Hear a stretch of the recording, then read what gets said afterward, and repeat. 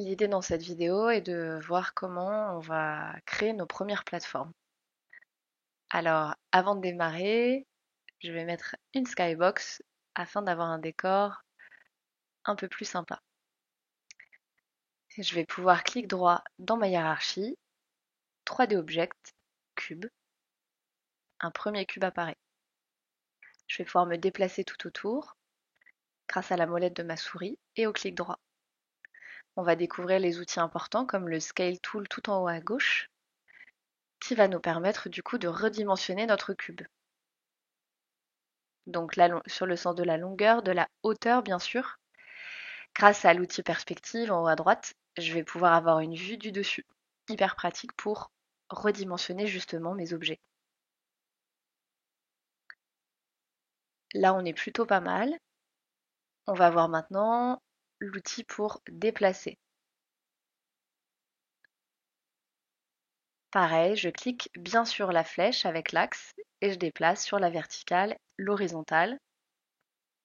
Et puis, pour finir, ce qui peut aider, l'outil pour la rotation de notre objet.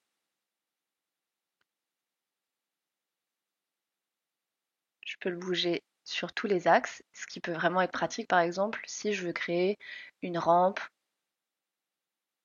ou des objets un peu plus complexes. On voit à droite dans l'inspecteur les coordonnées. Ça peut être tout aussi simple en fait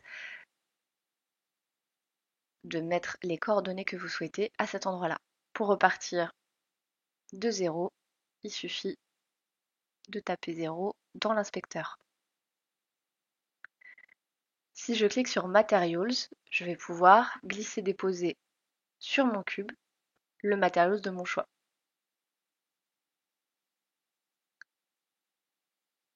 Maintenant, on va voir comment on duplique notre première plateforme. Tout simplement, je vais la sélectionner, faire un CTRL D